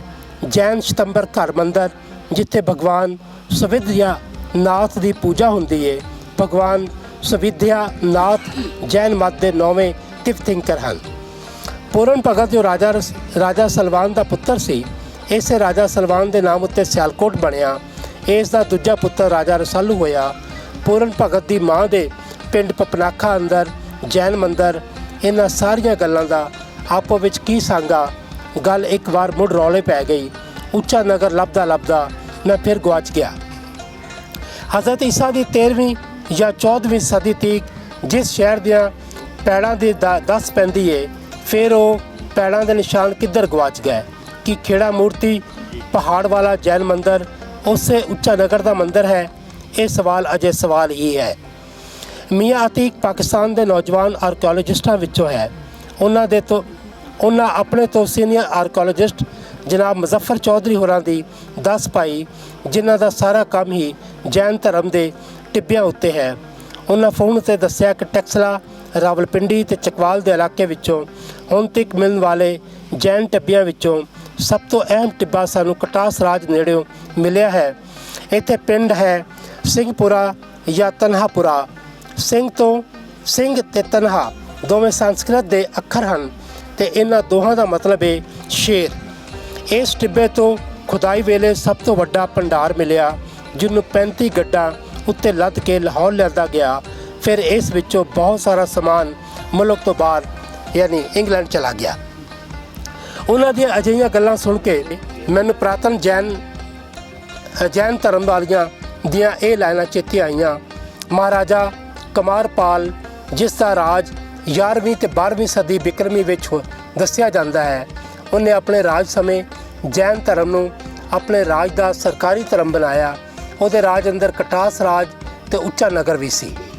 ਇਸੇ ਰਾਜੇ ਦੇ ਸਮੇਂ ਆਚਾਰੀਆ ਹੇਮਚੰਦਰ ਮੁੰਨੀ ਜੀ ਨੇ 1440 ਨਵੇਂ ਮੰਦਰ ਬਣਵਾਏ ਤੇ 1600 ਪੁਰਾਣੇ ਮੰਦਰਾਂ ਦੀ ਮੁਰੰਮਤ ਕਰਵਾਈ। ਕਟਾਸ ਰਾਜ ਨੇੜੇ ਇਹ ਟਿੱਬਾ ਤੇ ਸਿੰਘਪੁਰਾ ਅੱਜ ਵੀ ਮੌਜੂਦ ਹੈ, ਪਰ ਇਸ ਦਾ ਪੰਧ ਟਕਸਲਾ ਤੋਂ 23 ਮੀਲ ਤੋਂ ਜ਼ਿਆਦਾ ਹੈ। ਹੋ ਸਕਦਾ ਹੈ ਅਬੂ ਰਿਹਾਨ ਅਲ ਬੈਰੂਨੀ ਗੰਢ ਵਾਲੇ ਲਾਹੌਰ ਤੋਂ ਚੱਲ ਇੱਥੇ ਆਇਆ ਹੋਵੇ, ਕਿਉਂਕਿ ਉਸ ਦਾ ਕਟਾਸ ਰਾਜ ਵਿੱਚ ਰਹਿਣਾ ਤੇ ਪੱਕਾ ਹੈ, ਜਿੱਥੋਂ ਉਹ ਸੰਸਕ੍ਰਿਤ ਪੜ੍ਹੀ ਤੇ ਜਿੱਥੇ ਉਸ ਕਿਤਾਬੁਲ ਹਿੰਦ ਲਿਖੀ। ਰਾਵਲਪਿੰਡੀ ਸ਼ਹਿਰ ਦਾ ਪੁਰਾਣਾ ਨਾਮ ਰਾਵਲਪਿੰਡ ਸੀ। ਇੱਥੇ ਰਾਵਲ ਵਸਦੇ ਸਨ। ਇਸੇ ਰਾਵਲ ਨਦੀ ਕੰਢੇ ਜੋ ਨਾਲਾ ਲਈ ਦੇ ਨਾਲ ਚੱਲਦੀ ਹੋਈ ਸਵਾ ਦਰਿਆ ਦਾ ਹਿੱਸਾ ਬਣਦੀ ਹੈ, ਜਿਹਦੇ ਬਾਰੇ ਹੈ ਕੁਰਬਾਨ ਸਵਾਂ ਦੀਆਂ ਪਾਣੀਆਂ, ਜਿੱਥੇ ਸੱਜਣਾ ਨੇ ਮੌਜਾਂ ਮਾਣੀਆਂ। ਉਸ ਵੇਲੇ ਜਦੋਂ ਪਿੰਡੀ ਵਸਿਆ, ਰਾਵਲ ਕਬੀਲੇ ਦੇ ਸਰਦਾਰ ਦਾ ਨਾਮ ਸਦੋਗਨ ਸੀ।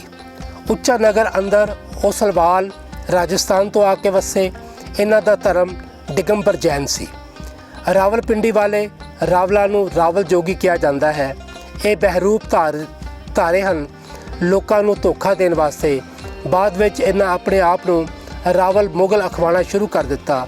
ਇਹ ਮੁਸਲਮਾਨ ਹੋਣ ਮਗਰੋਂ ਮੁਹਰਮ ਦੇ ਮਰਸੀਏ ਪੜ੍ਹਦੇ ਸਨ ਤੇ ਆਮ ਦਿਨਾਂ ਵਿੱਚ ਨਾਤਾ ਸੁਣਾਉਂਦੇ ਸਨ। ਓਸਵਾਲਾ ਦਾ ਇੱਕ ਕਬੀਲਾ ਅਗਰਵਾਲ ਨਾਮ ਦਾ ਵੀ ਹੈ। ਇਹ ਵੀ ਜੈਨ ਦਿਗੰਬਰ ਹਨ। ਇਹ ਗੁਜਰਾਤ ਰਾਜਪੂਤਾਨਾ ਦੇ ਰਹਿਣ ਵਾਲੇ ਦੱਸੇ ਜਾਂਦੇ ਹਨ। ਡੈਨਜ਼ਲ ਐਬਟਸਨ ਨੇ ਪੰਜਾਬ ਕਾਸਟ ਅੰਦਰ ਭਰਪੂਰ ਵੇਰਵਾ ਦਿੱਤਾ ਹੈ। ਸਰਮਾਲ, ਖੰਡਲਵਾਲ, ਅਗਰਵਾਲ, ਓਸਲਵਾਲ, ਭਾਬੜੇ ਤੇ ਰਾਵਲ ਇਹ ਆਪਣੇ ਪੁਰਾਣੇ ਕਾਰ ਵਿਹਾਰ ਤੇ ਰੀਤਾਂ ਰਿਵਾਜਾਂ ਤੋਂ ਆਪਸ ਵਿੱਚ ਬਹੁਤ ਰਲਦੇ ਮਿਲਦੇ ਹਨ। ਰਾਵਲ ਰਮਲ ਕੱਢ ਕੇ ਲੋਕਾਂ ਦੀ ਕਿਸਮਤ ਦਾ ਹਾਲ ਦੱਸਦੇ ਹਨ। ਪੂਜਪਤੀ ਰਵਾਇਤ ਵਾਲੇ ਮਠਧਾਰੀ ਸਾਧੂ ਜੰਤਰ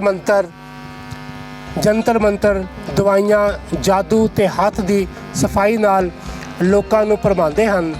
ਰਾਵਲਾਂ ਦਾ ਵੀ ਇਹੀ ਕੰਮ ਦੱਸਿਆ ਜਾਂਦਾ ਹੈ। ਕਿਤਾਬਾਂ ਦੇ ਵਰਕੇ ਫੋਲਦਿਆਂ, ਉਹਨਾਂ ਨਾਲ ਗੱਲਾਂ ਕਰਦਿਆਂ ਮੇਰੇ ਮਨ ਅੰਦਰ ਕਿਤੇ ਸਵਾਲ ਉੱਠ ਖਲੋਤਾ ਕਿ ਰਾਵਲ ਮੁਸਲਮਾਨ ਹੋਣ ਤੋਂ ਪਹਿਲੋਂ ਜੈਨ ਸਨ, ਸ਼ਤੰਬਰ ਜੈਨ ਕਿ ਦਿਗੰਬਰ।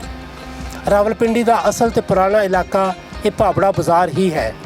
ਜੇ ਰਾਵਲ ਤੇ ਓਸਵਾਲ ਆਪਸ ਵਿੱਚ ਰਿਸ਼ਤੇਦਾਰ ਸਨ ਤੇ ਦੋਵੇਂ ਜੈਨ ਧਰਮ ਦੇ ਮੰਨਣ ਵਾਲੇ ਸਨ, ਤੇ ਫਿਰ ਹੋ ਸਕਦਾ ਹੈ ਇਹ ਉੱਚਾ ਨਗਰ ਤੋਂ ਉੱਠ ਕੇ ਇੱਥੇ ਆਣ ਵਸੇ ਹੋਵਣ, ਜਿੱਥੇ ਬਾਅਦ ਵਿੱਚ ਇਹ ਵੱਡਾ ਸ਼ਹਿਰ ਰਾਵਲਪਿੰਡੀ ਵਸ ਗਿਆ।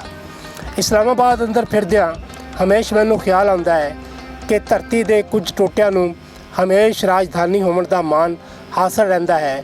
ਜਿਵੇਂ ਦਿੱਲੀ ਤੇ ਟਕਸ਼ਲਾ, ਅੱਜ ਇਸਲਾਮਾਬਾਦ ਤੇ ਟਕਸ਼ਲਾ ਵਿਚਾਲੇ ਇੱਕ ਮਾਰਗਲਾ ਪਹਾੜੀ। ਟਕਸ਼ਲਾ ਮਾਰਗਲਾ ਤੋਂ ਉਧਰ ਤੇ ਬੁੱਧ ਭਿਕਸ਼ੂਆਂ ਦੀ ਤਪੱਸਿਆ ਗਾਹ, ਹਜ਼ਾਰਾਂ ਸਾਲ ਪੁਰਾਣੀ ਗੁਫਾ ਇਸਲਾਮਾਬਾਦ ਅੰਦਰ ਹੈ। ਇਸਲਾਮਾਬਾਦ ਪਾਕਿਸਤਾਨ ਦੀ ਰਾਜਧਾਨੀ ਤੇ ਉਹਦੇ ਨਾਲ ਲੱਗਦਾ ਰਾਵਲਪਿੰਡੀ ਸ਼ਹਿਰ ਤੇ ਉਸ ਅੰਦਰ ਭਾਵੜਾ ਬਾਜ਼ਾਰ। ਅੱਜ ਮੈਂ ਨਿਰਾ ਜੈਨ ਮੰਦਰ ਲੱਭਣ ਆਇਆ ਸੀ। ਜੈਨ ਸ਼ਤੰਬਰ ਮੰਦਰ ਰਾਵਲਪਿੰਡੀ। ਇਹ ਮੰਦਰ ਉੱਕਾ ਭਾਵੜੇ ਬਾਜ਼ਾਰ ਦੇ ਮੁਹੱਲੇ ਭਾਵੜਾ ਅੰਦਰ ਅੱਜ ਵੀ ਮੌਜੂਦ ਹੈ। ਗਲੀ ਵਿੱਚ ਖਲੋਤਿਆਂ ਤੇ ਸਵਾਏ ਬੂਹੇ ਦੇ ਹੋਰ ਕੁਝ ਨਜ਼ਰ ਨਹੀਂ ਸੀ ਆ ਰਿਹਾ। ਇਸ ਘਰ ਵਿੱਚ ਵੜਨ ਤੋਂ ਪਹਿਲੋਂ ਮੇਰੀ ਨਜ਼ਰ ਬੂਹੇ ਤੇ ਲੱਗੀ ਤਖਤੀ ਉੱਤੇ ਪਈ। ਸੈਯਦ ਸ਼ਹਿਜ਼ਾਦ ਸ਼ਾਹ, ਸੈਯਦ ਰਿਆਜ਼ ਸ਼ਾਹ। ਦਰਵਾਜ਼ੇ ਤੋਂ ਵੜਦਿਆਂ ਹੀ ਨਿੱਕੀਆਂ ਜਿਹੀਆਂ ਪੌੜੀਆਂ ਉੱਤੇ ਚੜ੍ਹਨ ਲੱਗਾ। ਹਨੇਰੀਆਂ ਪੌੜੀਆਂ, ਕਿਧਰੇ ਤਾਂ ਉੱਕਾ ਕੁਝ ਨਜ਼ਰ ਨਹੀਂ ਸੀ ਆ ਰਿਹਾ। ਕੰਧ ਨੂੰ ਹੱਥ ਪਾ ਕੇ ਮੈਂ ਉੱਤੇ ਚੜ੍ਹ ਰਿਹਾ ਸੀ। ਉਹ ਨੌਜਵਾਨ ਗੋਲੀ ਵਾਂਗੂ ਨੱਸਦਾ ਹੋਇਆ ਮੈਥੋਂ ਬਹੁਤ ਪਹਿਲੋਂ ਮਕਾਨ ਦੇ ਸਭ ਤੋਂ ਉਤਲੀ ਛੱਤ ਤੇ ਜਾ ਖਲੋਤਾ। ਛੱਤ ਉੱਤੇ ਚਾਨਣ ਤੇ ਖੁੱਲ੍ਹਾ ਆਸਮਾਨ, ਦੂਰ ਦੂਰ ਤੱਕ ਮਕਾਨਾਂ ਦੀਆਂ ਛੱਤਾਂ, ਹਰ ਛੱਤ ਦੀ ਆਪਣੀ ਕਹਾਣੀ, ਹਰ ਛੱਤ ਦਾ ਆਪਣਾ ਵਸੇਬ। ਮੇਰੇ ਸਾਹਮਣੇ ਸ਼ਤੰਬਰ ਜੈਨ ਮੰਦਰ ਰਾਵਲਪਿੰਡੀ ਆਪਣੀ ਪੂਰੀ ਤੜ ਨਾਲ ਖਲੋਤਾ। ਵੇਲੇ ਨੇ ਉਹਦੀਆਂ ਕੰਧਾਂ ਦਾ ਰੰਗ ਬਦਲਿਆ ਸੀ, ਬਾਕੀ ਕੋਈ ਤਬਦੀਲੀ ਨਹੀਂ ਸੀ ਆਈ। ਮੈਂ ਤਸਵੀਰਾਂ ਬਣਾ ਰਿਹਾ ਸੀ ਤੇ ਉਹ ਨੌਜਵਾਨ ਪਿੱਛੋਂ ਆਉਣ ਵਾਲੇ ਦੋ ਹੋਰ ਮਿੱਤਰਾਂ ਨਾਲ ਗੱਲੀ ਲੱਗਾ ਹੋਇਆ ਸੀ। ਤਸਵੀਰਾਂ ਬਣਾ ਕੇ ਅਸੀਂ ਘਰ ਦੀ ਛੱਤ ਤੋਂ ਥੱਲੇ ਉਤਰੇ ਤੇ ਮੈਂ ਉਹਨਾਂ ਤੋਂ ਇਜਾਜ਼ਤ ਲੈ ਕੇ ਜੈਨ ਸਕੂਲ ਲੱਭਣ ਲੱਗ ਪਿਆ। ਵਿੰਗ ਤਲਿੰਗੀਆਂ ਗਲੀਆਂ, ਅਣਜਾਣ ਬੰਦਾ ਤੇ ਇਹਨਾਂ ਗਲੀਆਂ ਵਿੱਚੋਂ ਬਾਹਰ ਆਉਣ ਦੇ ਯਤਨ ਵਿੱਚ ਹੀ ਆਪਣਾ ਜੀਵਨ ਗੁਆ ਬੈਠੇ। ਖੂਬਸੂਰਤ ਘਰ, ਹਰ ਘਰ ਦਾ ਬੂਹਾ ਮੈਨੂੰ ਆਪਣੇ ਵੱਲ ਖਿੱਚ ਰਿਹਾ ਸੀ ਤੇ ਹਰ ਘਰ ਆਪਣੀ ਕਹਾਣੀ ਸੁਣਾਉਣੀ ਚਾਹੁੰਦਾ ਸੀ। ਇੱਕ ਘਰ ਦੇ ਬੂਹੇ ਦੀ ਲੱਗੀ ਤਖਤੀ ਤੇ ਜਿਵੇਂ ਮੈਨੂੰ ਫੜ ਹੀ ਲਿਆ ਹੋਵੇ। ਲਾਲਾ ਰਾਮ ਲਭਾਇਆ ਸ਼ਾਹ ਧਵਨ, ਕਤਕ ਸਿਮਤ 1667 ਬਿਕਰਮੀ। मैं लगा हिसाब लावन, ये सन ईस्वी होया 1910 ते हुण है 2013, पूरे 103 बरे।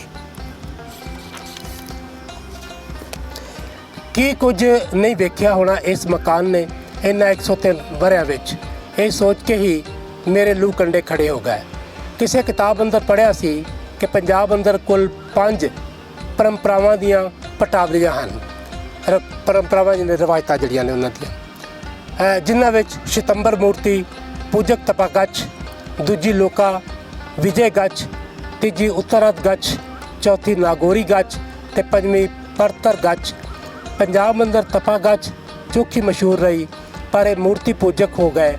बाकी गच्छां सितंबर जैन सथानक वासी रवायत नाल हैं। हुण इस रीत के 3 भाग दसे जाते हैं। श्री पूजा अमर सिंह जी का फिरका, आचार्य गंगा राम जी का फिरका ते आचार्य रति राम जी का फिरका पंजाब की जैन सथानक वासी परंपरा की पटावली भगवान महावीर नाल जा मिलती है। सितंबर फिरके के लोकां मुगलों ते उस तो पहलों के मुसलमान हुक्मरानां नाल चंगे ताल्लुक रखे। उन्हां दे काल विच इत्थे बेअंत नवे मंदिर बने, धर्म प्रचार होया। इस दे उदाहरण ये है कि 1421-23 मुबारक शाह वेले हेमचंद्र दिल्ली का पहला राजा बनया। उस अपने काल विच बहुत सारे जैन मंदिर बनवाए। ये बंदा तारीख अंदर हैमू जैन के नाम तो भी जानिया जाता है। एक मशहूर पंजाबी पटावली अंदर आता है कि एक लोगा गच की पटावली अंदर पंजाब दियां कुछ मशहूर घटनावां ते आचार्य का सिमत का जिक्र आता है। ये पटावली 1833 में लिखी गई। इस अंदर आता है कि पंजाब अंदर जैन धर्म का प्रचार करने वाले जगजीवन दास जी होए हैं, जिन्हां सरस्वती पतन, सरसा, हसार, बुडराला, डेरा, सुनाम, रोपड़, बेजवाड़ा, राहू, जलंधर, गुजरात, पाकिस्तान, रावलपिंडी ਅਤੇ लाहौर ਵਿੱਚ धर्म प्रचार किया। इस गच्छ ਦੇ होर भी बहुत सारे आचार्य ने पंजाब ਨੂੰ अपना प्रचार मरकज़ बनाया। ये पटावली पंजाब अंदर लिखी गई तो इस अंदर बहुत ही वधिया ढंग नाल हादसा का जिक्र है। इस पटावली अंदर लिखा है श्री महावीर के निर्वाण तो 1464 साल बाद बड़ गच्छ बनी, 1629 साल बाद पंपिया गच्छ बनी, 1654 साल बाद आचिलिया गच्छ बनी, 1670 साल बाद खरतर गच्छ, 1721 साल बाद आगमा गच्छ, 1755 साल बाद तपा गच्छ ते 2023 साल बाद लोका गच्छ ने जन्म लिया। गलियां विच पौंदियां होया ते लोकां नूं पुछदा मैं चंगी महल्ले अपड़िया। ये महल्ला भावड़ा बाज़ार का ही हिस्सा है। मैनू भाल सी रावलपिंडी के प्राइमरी ते हाई जैन स्कूल दी ते इत्थे किसी नूं इस बारे कुछ पता नहीं सी। गलियां विच फिरदियां मैं एक सज्जन तो इस स्कूल बारे पूछया तो उन्हें कहा मेरा ख्याल है इस स्कूल चंगी महल्ले विच है, क्योंकि कई बार लंघदिया होया मेरी नज़र इस स्कूल ते पई है। तुसी चंगी महल्ले जाओ। ये उस करड़ी छली का पहला दाना सी जो भुरिया। इस वेले में महल्ला निश्तराबाद विच सी। हुण मेरी भाल स्कूल दी नहीं चंगी महल्ले दी सी। मैं गलियां विचों पुछदा पछांदा चंगी महल्ले अपड़िया। निक्कियां निक्कियां गलियां विचाले एक खुली थां गली विच जांदे एक सज्जन नूं बुलाया ते पुछया भाई साहब चंगी महल्ला किहड़ा है? चंगी महल्ला यही है पापा, तुसां किस नूं मिलना आई? उन्हां सवाल का जवाब दे के मेरी भटकना दूर की। मैं किसी बंदे नूं नहीं मिलना। मेरी ये गल सुन के वो मेरे मूँह वल वेखण लगा। मैं अपनी गल तोरी रखी। असल विच मैनूं इत्थे एक स्कूल की भाल है। इस नूं जैनी स्कूल कहंदे हन। मेरी गल सुन के उन्हां दे मुख उत्ते एक मुस्कान खिलरी ते कहण लगे भाई साहब तुसीं इस स्कूल के सामने ही ते खड़े हो। उन्हां एक अंग्रेज़ी बनावट वाली इमारत वाल सैंत मारदिआं कहा इस इमारत के पिलरां तो उत्ते अंग्रेज़ी, उर्दू ते हिंदी विच लिखिया सी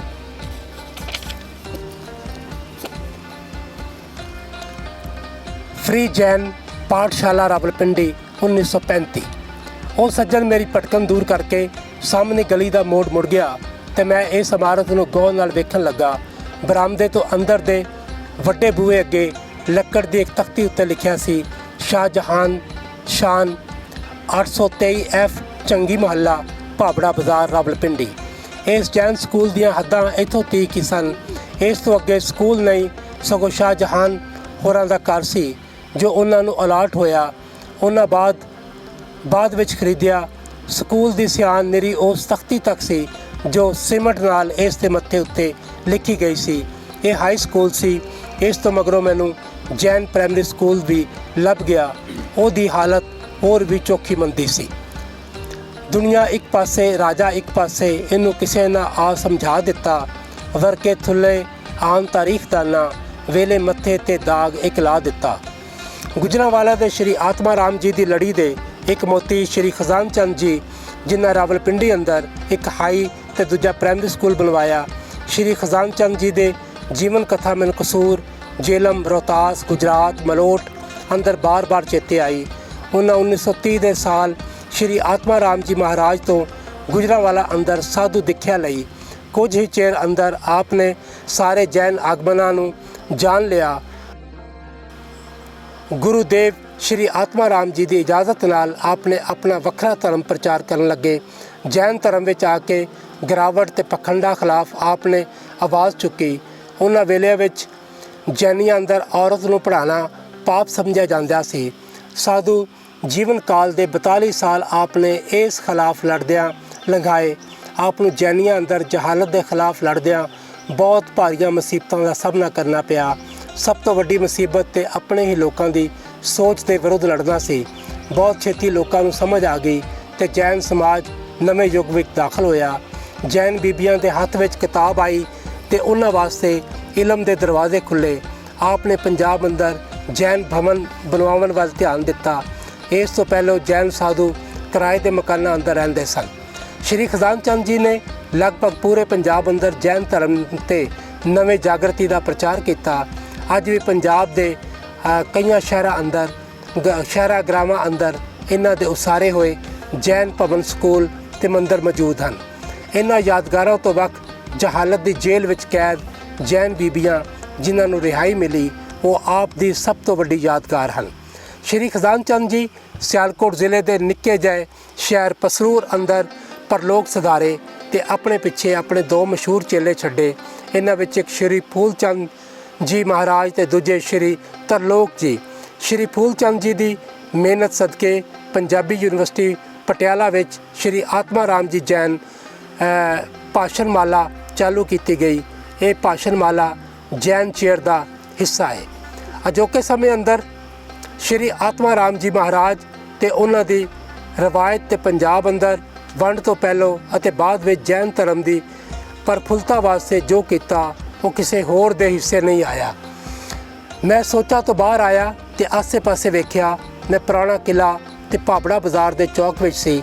ਮੇਰੇ ਇੱਕ ਹੱਥ ਦੀ ਨਿੱਕਰ ਉੱਤੇ ਹਿੰਦੂ ਮੰਦਰ ਦਾ ਕਲਸ਼, ਥੱਲੇ ਹੱਟੀਆਂ, ਦੂਜੇ ਬੰਨੇ ਘਰ। ਸਾਹਮਣੇ ਗਲੀ ਵਿੱਚ ਮੇਰੀ ਨਜ਼ਰ ਬੇਧਿਆਨੀ ਵਿੱਚ ਉੱਠੀ ਤੇ ਸਾਹਮਣੇ ਇਮਾਰਤ ਉੱਤੇ ਕਾਲਾ ਝੰਡਾ, ਮੁਸਲਿਮ ਸ਼ੀਆ ਫਿਰਕੇ ਦਾ ਅਲਮ, ਉਹਦੇ ਉੱਤੇ ਤੁਰ ਸਿਰੇ ਉੱਤੇ ਪੰਜੇ ਦਾ ਨਿਸ਼ਾਨ। ਅਜੇ ਮੇਰੀ ਨਜ਼ਰ ਉੱਥੇ ਆਪਣੀ ਹੀ ਸੀ ਕਿ ਮੇਰੀ ਲੱਤ ਉੱਤੇ ਕਿਸੇ ਸ਼ੈ ਨੇ ਲੜਨ ਦੀ ਟੀਸ ਹੋਈ।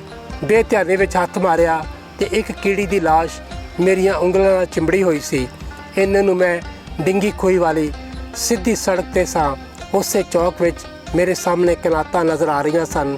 ਇਹਨਾਂ ਕਨਾਤਾਂ ਪਿੱਛੇ ਸੜੀ ਹੋਈ ਮਦੀਨਾ ਮਾਰਕੀਟ, ਮਦਰਸਾ ਦਾਰੁਲ ਉਲੂਮੁਲ ਕੁਰਾਨ ਦਾ ਮਲਬਾ ਤੇ ਸੜੇ ਹੋਏ ਮਲਬੇ ਵਿੱਚੋਂ ਨਿਕਲਣ ਵਾਲਾ ਨਿੱਕਾ ਜਿਹਾ ਹਿੰਦੂ ਮੰਦਰ ਜੋ ਔਕਾਫ ਵਾਲਿਆਂ ਦੇ ਲਿਸਟਾਂ ਵਿੱਚ ਨਹੀਂ ਤੇ ਅੱਜ ਕੱਲ੍ਹ ਅਖਬਾਰਾਂ ਦੀਆਂ ਸੁਰਖੀਆਂ ਵਿੱਚ ਸੀ।